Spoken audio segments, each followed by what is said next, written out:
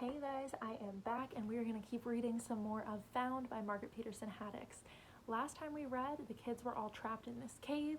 They had overpowered Gary and Mr. Hodge, and they started to maybe not trust JB so much. So we will see where that goes. Jonah had just opened the door of the cave, and instead of opening back out to the place they hiked before, it opened back out and it said he saw nothing. So I'm really excited to jump back into this book. We're going to pick back up at chapter 30. Behind him, other kids began to scream in terror, but Jonah could only stare. It wasn't dark beyond the cave door. Darkness would be something. Darkness would mean that with a little light, there'd be plenty to see. Darkness would be comforting, actually. This was so much worse. There was just enough light filtering out from the cave to show that there were no trees anymore. No houses, no path, no rocks, no clouds, no sky, nothing. It was like being deep in outer space, so far away from everything else that he couldn't even see any stars. "We're in a black hole!" someone screamed behind him. Automatically, instinctively, Jonah hit the keypad again, 21ST. He hoped it was like the garage door opener at home, where the same code worked for opening and closing. Mercifully, the door began to roll shut again. "It's not a black hole," another kid was explaining, sounding perfectly rational. "In a black hole, the gravity would crush us." "It reminds me of the Bible," a girl said thoughtfully. "Genesis. The earth was without form and void." Jonah grabbed the not a black hole boy and the girl who thought of the Bible and pulled them through the crowd. He wanted people by his side who could think when everyone else was screaming. He walked back to the adults, who were all sitting on the floor now, with their backs against the wall. Chip and Catherine pointing the taser and the elucidator at them.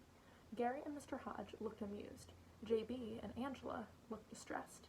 "Explain," Jonah demanded. "Where are we?" "The more appropriate question," Mr. Hodge said teasingly, "would be, when are we?"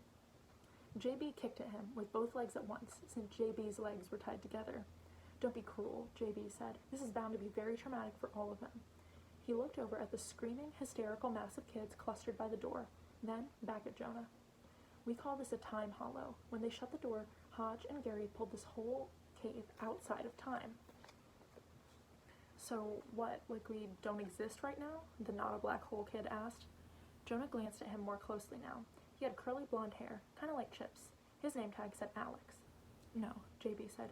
"We exist, but now doesn't." "Why not?" the girl said. Her name tag said Emily. JB glanced toward the hysterical crowd once more. "Get them calmed down," he said, "and make them sit on the benches again. Hodge and Gary and I will explain everything."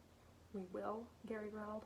"I will," JB said, "and it's fine with me if they only hear my version." "We'll explain too," Hodge muttered. It took forever to get all the kids back to the benches, to get them to be quiet. Jonah thought he and Emily and Alex had accomplished it when one kid happened to glance at his cell phone. "It still says 10:18, he screamed. "It's said 10:18 since we got here." "Shh," Emily soothed him. "Sometimes cell phones break." She sat beside him, holding his hand, and that seemed to calm him down. Catherine, Chip, and a few other kids had worked to pull the adults to the front of the room. They stood like dangerous prisoners on trial, Catherine and Chip guarding them from the side. "Just show them the presentation," Hodge was suggesting. "You mean your commercial?" JB sneered. "No way." "You can give the counterpoint afterward," Gary said. "We promise." "Let them," Angela said. "You showed it to me." JB frowned, then shrugged. "All right," he said. "Go into demo mode on that elucidator, Sugar," Hodge told Catherine. "See the demo button at the top?" Catherine glared, offended by the sugar, but she seemed to be following his orders. "Let me guess," she said. "The one that says adoption promo?" "You got it," Hodge said. Instantly, on the front wall of the cave, a movie screen appeared. No, Jonah went over and touched it. It was still solid rock.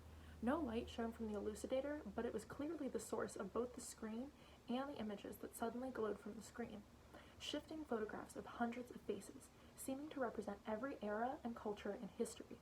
Despite the rock surface, the faces were clear and unruffled. This was beyond high definition. It was like watching a reality. "From the time humankind achieved time travel," a voice boomed out, just like in a movie preview, "people have been stirred with compassion for the sufferings of the past." What followed was a montage of images that Jonah could barely stand to watch. People lost their heads to guillotines, soldiers on horseback rammed swords through infants, bodies fell into pits dug to bury the living with the dead. It went on and on and on, agonizingly. Jonah felt like he'd seen all the worst moments of human history by the time the killings finally ended. "I'm not allowed to watch R-rated movies," a kid behind Jonah screamed. "Make it stop." "Shh, it's over now," a girl's voice comforted. "It's in the past." Jonah looked back. It was Emily again. On the screen now, all the death and destruction was replaced by a grim-faced man sitting in what appeared to be a TV studio. A caption at the bottom of the screen identified him as Curtis Rathbone, CEO, Interchronological Rescue. "The past was a very brutal place," he intoned solemnly, but as much as modern humanity's hearts went out to their ancestors, their antecedents, they knew that the paradox and the ripple would make intervention very difficult. "Pause it for a moment, will you?" JB called out. "I think you need a few definitions." Catherine squinted at the elucidator. "Where is... Oh, wait, I get it." Curtis Rathbone, CEO, froze on the screen.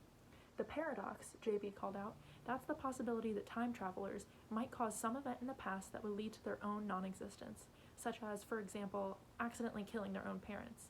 And the ripple is what we call any significant change caused by time travelers, which then alters the present and the future. Think of a stone thrown in a pond and the way the ripples spread out to the very edge of the water. Is that clear? Does everyone understand?" Jonah expected the other kids to begin shouting out, "Time travel? What are you talking about? Are you nuts?" Or, "The ripple, the paradox, yeah, right, try the psych ward." But when he looked around, the faces around him were as solemn as Curtis Rathbone's. The other kids had seen the nothingness outside the cave. They were ready for explanations, however far-fetched. "Okay, back to the propaganda," JB said. On the screen, Curtis Rathbone began talking again. "We here at Interchronological Rescue were determined to take action," he said. "We studied time very carefully, centuries worth of wars and genocide, famines and pestilence, all the very worst of human suffering. And we discovered hundreds whose deaths were so horrendous, so chaotic, so terrible, we knew we had to save them. And we knew we could." Someone gasped behind Jonah. "That's right," Curtis Rathbone said, almost as if he'd heard the gasp. "Rescue was possible. Oh, we knew we couldn't save everyone. Much as we would have liked to, say, save every victim of the 20th century European Holocaust, we knew that was off limits. The ripple would have been extreme. Too much happened as a result of that Holocaust. But to save even the small, insignificant victims of the past, the orphans of history, as it were, didn't our own humanity demand that we try?" A single tear glistened in Curtis Rathbone's eye. He dabbed at it and smiled fleetingly out from the screen. "We began 10 years ago, rescuing children of the Spanish Inquisition," he said. "Babies left in houses that were then burned to the ground, children left for dead who were easily revived by our modern techniques. We could save them without causing a ripple or a paradox, because they had as good as vanished from history, even without our intervention. And thus, we could transform those dark days of humanity into a triumph of the human spirit, of modern humanitarianism." Now, he beamed out at the crowd, the terrors of history receding into the past. "The response of the modern age has been overwhelming," Rathbone continued. "Everyone was eager to adopt a desperate child from the past, to reach out across the centuries to save some poor soul who had never had a chance. Within 5 years, we were running 10 rescue missions a week, in every century since the beginning of time. Our generous age paid for plastic surgery for Neanderthals, counseling for war refugees, reconstructive surgery for landmine victims, and then we perfected our age reversal techniques, so the children we rescued didn't even have to remember their ordeals. We could deliver perfectly happy, healthy, bouncing babies to our clients. That's enough," JB snarled. "Turn it off." Catherine must have managed to hit the right buttons, because Curtis Rathbone disappeared from sight. Maybe it was Jonah's imagination, but the lights in the room seemed a bit brighter as well. "Perhaps Curtis Rathbone had humanitarian intentions in the beginning," JB growled. "Perhaps." "He did," Hodge shouted. "He does." JB ignored him. "But what Interchronological Rescue became was something entirely different," he said bitterly. "Purveyors of prestigious names from history for wealthy idiots who want to brag at their cocktail parties. Oh yes, my little Henry comes from a line of British kings. Didn't you try to kidnap Amelia Earhart out of the skies over the Pacific? Didn't you lure Ambrose Bierce to the Mexican border?" "The age reversal doesn't work on adults," Gary muttered. "You know that now," JB countered. "Hold on," Jonah said, because no one else was speaking up. "Age reversal?" JB flashed him an angry glance, then turned his glare back to Hodge. "Traumatized children from traumatic times in history have a lot of issues," JB said sarcastically. "There were problems Interchronological Rescues never wanted to talk about, never wanted the prospective adoptive parents to know about. Erase the memories, and you erase the problems, Hodge said cheerily. What's wrong with that? Jonah stared at Hodge, trying to understand. This is one of the few parts of the theory I was right about, Angela spoke up, apologetically. They had turned you all into babies again, even though some of you had been much older. Teenagers, even. Angela's words seemed to echo in the stone room. Turned you all into babies again. Watching JB's outrage, Jonah had almost forgotten that any of this time travel talk had anything to do with them. Us? He whispered. You're talking about us? JB was still glaring at Hodge and Gary. Interchronological rescue got sloppy, he accused. They began taking children whose disappearances were noticed. They caused ripple upon ripple upon ripple. He closed his eyes, pained beyond words. Oh, and your invention worked so well, Hodge accused. We could have repaired the ripples. We could have put a few children back if we had to. But no, you and your friends insisted on attacking right in the middle of the time stream. The time crash was not my fault, JB screamed. If you had just surrendered, you're the one who chose to speed away, to slam into the time frame, to ruin her life, he pointed at Angela, to nearly destroy 13 years of time. No, to nearly destroy all of time.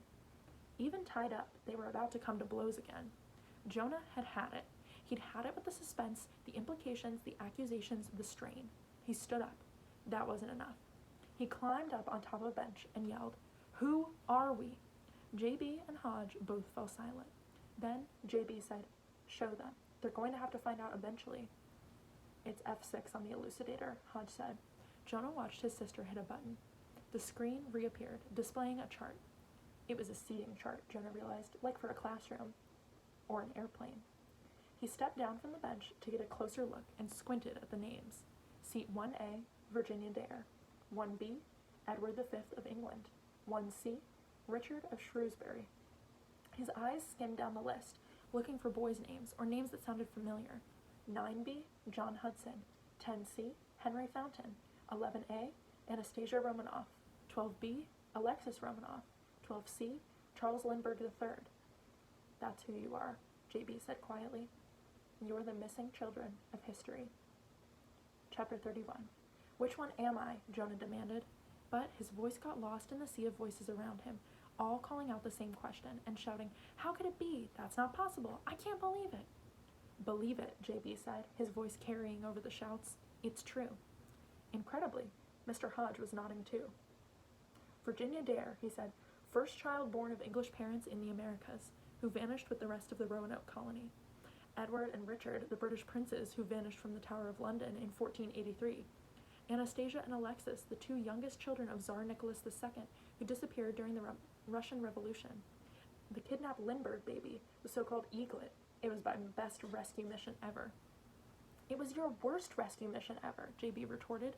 "If we hadn't discovered how to hold back the ripple, just temporarily, just until we can heal all the wounds, until we can return the children to their rightful place in history." Jonah's head was spinning.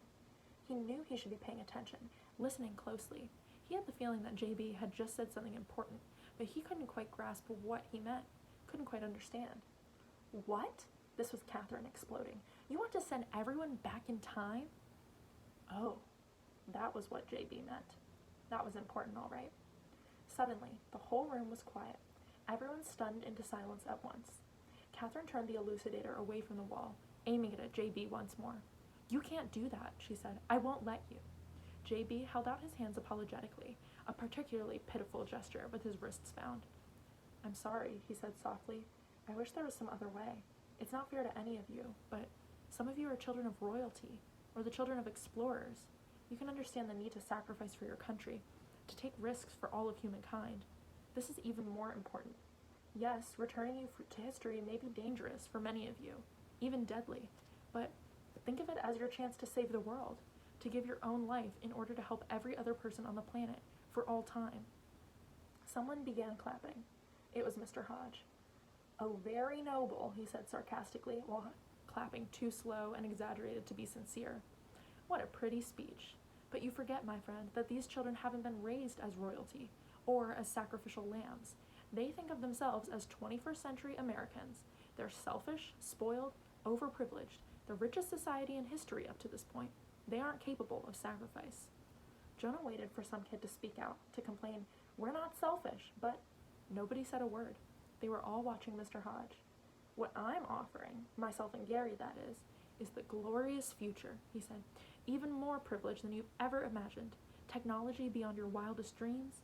I mean, we have time travel. You can be sure the video games will be truly awesome. His eyes seemed to twinkle hypnotically. I just want to complete my original mission. That ripple effect he's so worried about, he pointed at JB jeeringly. You won't even feel it. He took a hop step toward Catherine. He seemed barely constrained by the ropes around his ankles. We've worked so hard to bring you all together again, he said softly now. The time crash put 13 years off limits, but we came back for you as soon as we could. Just hand me that elucidator, sweetie, and we can all be on our way.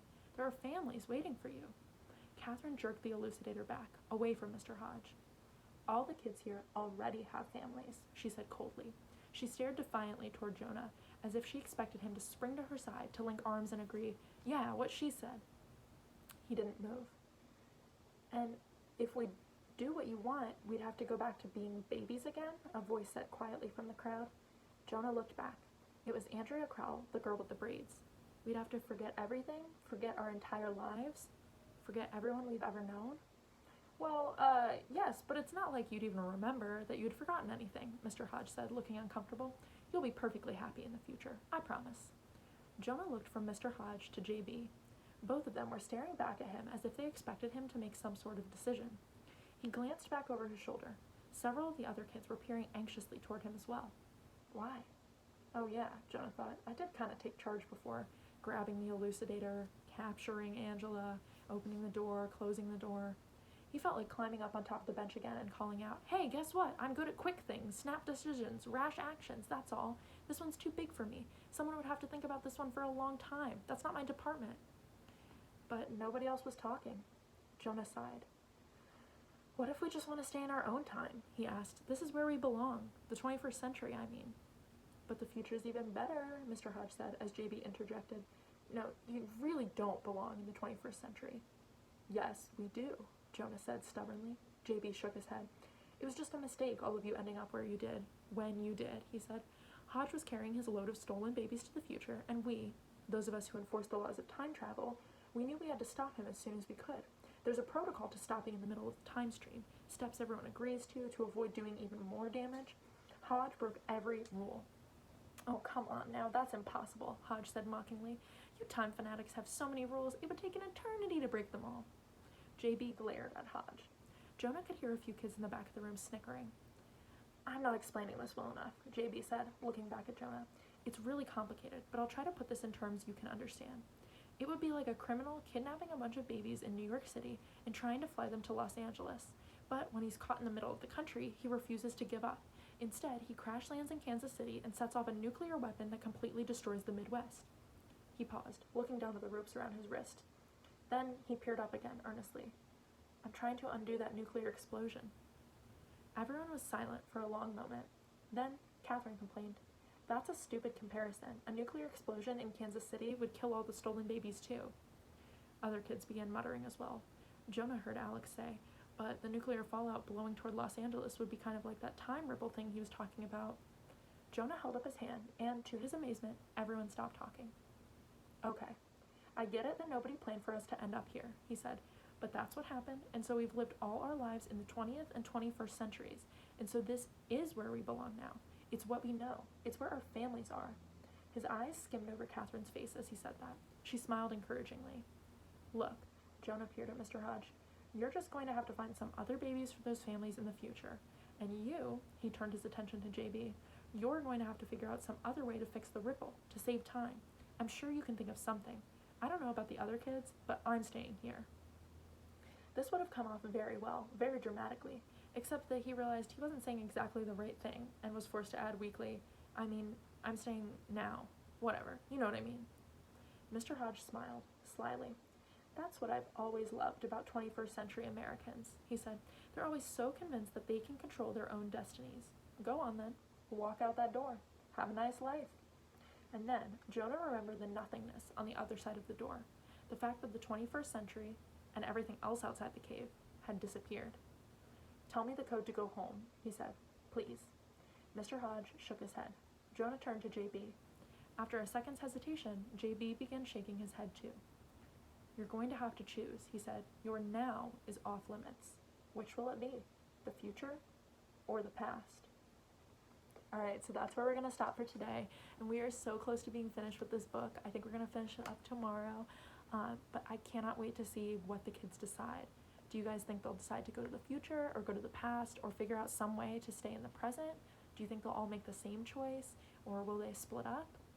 I honestly cannot remember because the last time I read this book was a long time ago. So I'm just as excited as you guys are to finish up and find out what happens. So stay tuned tomorrow and we will do that together. Bye guys.